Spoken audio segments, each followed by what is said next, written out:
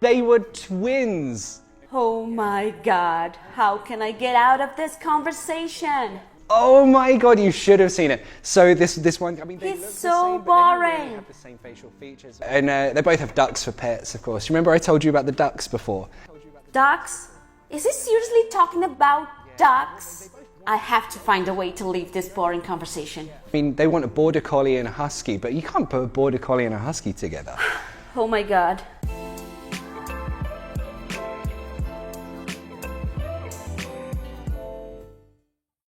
How do you end a conversation? By saying goodbye? Yeah. Done. End of lesson. Bye! Bye. No, of course there must be other ways to end a conversation in a polite way, right? Nope. Oh my God. Welcome back. I'm joined again by the amazing Karina from English in Brazil. If you're Brazilian or speak Portuguese, definitely check out her channel because she's pretty much the queen of Oh my God. English in Brazil, really. I'm Elizabeth's friend, actually, because we're both queens, you know? Ah. I'm just kidding. Thank you very much for having me here again. And today we're going to talk about ending a conversation, right? Yes. How do you just finish a conversation? How do you let someone know, all right, no more, I'm done, you're really boring? Well, in Portuguese, we have a very nice expression, which is, então tá. Então tá. That means, okay, that's okay, I want to leave. Oh, okay, so we kind of do a similar thing. So, right, when my mum is on the phone, I always hear when she wants to end the conversation with, all right then. Exactly, Okay, then. it's all right then. Então tá. All right then. All right then. Okay then.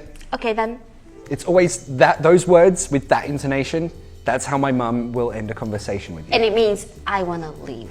Yes. So there could be a number of reasons why you want to end the conversation. For example, maybe you're just very bored of the person, you just want to finish the conversation. Or it could be that you have another thing that you need to do, some work, meet someone else. It could be a number of reasons. So of course, you don't want to leave the person feeling like they're actually boring or they're bad at conversation. Leave them with a compliment. Yeah, for example, it's been really nice talking to you.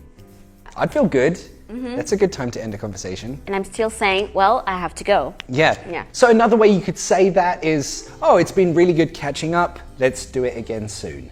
Oh, to catch up is a very nice phrasal verb. You like this one? Catching. Yeah, I like this one.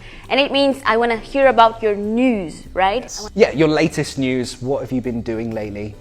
That kind of thing. That's a good phrasal verb. How else could I end a conversation? It was good seeing you anyway. So this way you're putting it in past tense. This conversation is over. But again, I mean, it's not impolite. It's fine. Yeah, sure. Also, you could refer back to why you began the conversation in the first place. For example, if I ask you for advice, I might conclude our conversation by saying, oh, well, anyway, thanks for that advice. Thanks for that chat. Or thanks for your time. Yeah. And what if you started the conversation? What could you say to end this conversation? So if I came over to you and I'm asking, oh, how are you? How is everything? You're catching up. You could end it really nicely by saying, oh, well, I'm glad that you're doing well. I'm glad that you're okay. Super polite. Yeah. Yeah, nice, so cool. Right.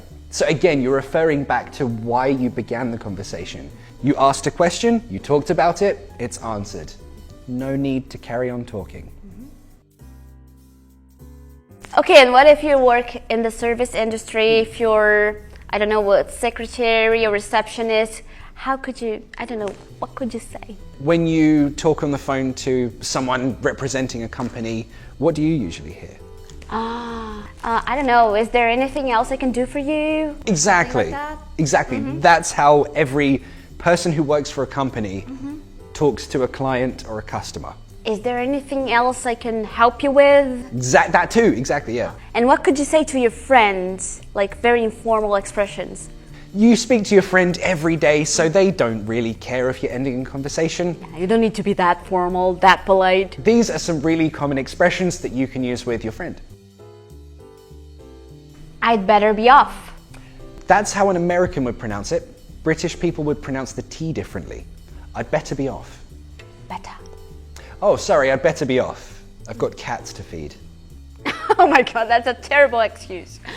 That is bad, isn't it? So you could say, I'd better be off, or shorter version, I best be off. Yeah, so I better be off because, you know, I have diarrhea. Yeah, I can smell it. That's terrible.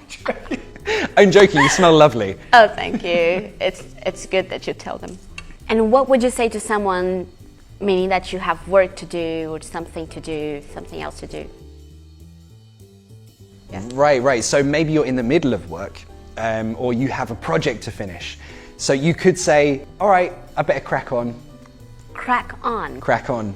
Okay, which means? American English doesn't use this. British English, very common.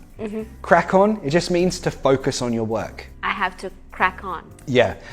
Sorry, I can't talk. I've really got to crack on. Because you have a project to do or something like that. Yeah. I could also say, all right then, I won't keep you. Right, yeah, so you're putting it on the other person, like, I'm imposing on your time. Sorry for talking to you.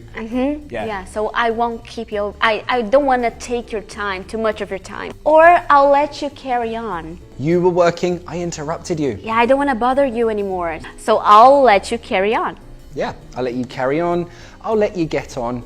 Or the one we did before, maybe you're doing some work. I'll let you crack on. Maybe they're not doing any work, but it's a good thing to say to someone. Say, sorry, I won't take more of your time. All right, I best let you go. That's also really common. Which has basically the same meaning, right? Or I'd better head off. Yeah, I love this phrasal verb. Yeah, What so- does to head off mean? It means to leave, right? Do you actually make this gesture? No, right? This is so Brazilian. I have to leave. If you rotate it, it's like I slipped on a banana. Oh, really? No, yeah. But no, we don't use this one.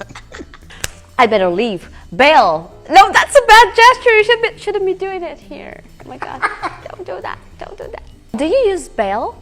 Or this Bail? is just for American? It was originally American, but now we also use that. Yeah, but this is very informal, right? It's a Very. slang. Yeah. So you're with your friends, in a bar, and you want to say, let's leave. Let's bail.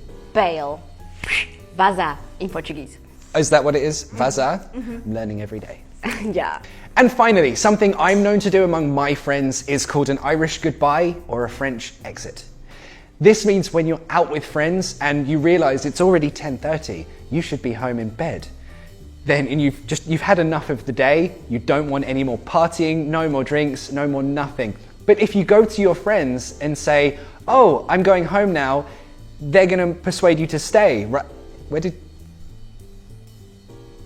This is a French exit. When you don't say anything to your friends, you just leave without saying anything. It's so rude. You came back. Yeah, I did, because you said it was so rude. So I said, oh my God, I should be nicer to you. Sorry. Brazilians. Terrible. So thanks again so much for watching. Remember to like and subscribe. Also, if you haven't already, definitely go over to Karina's channel. She's amazing. It's called English in Brazil, or just click here. Thank you so much. I really love your channel and thank you for everything. I love your channel. And I love your channel I love more. your channel. No, I love your channel more. More. I love your channel more. Much more. No. I love much more. No, I love your channel more.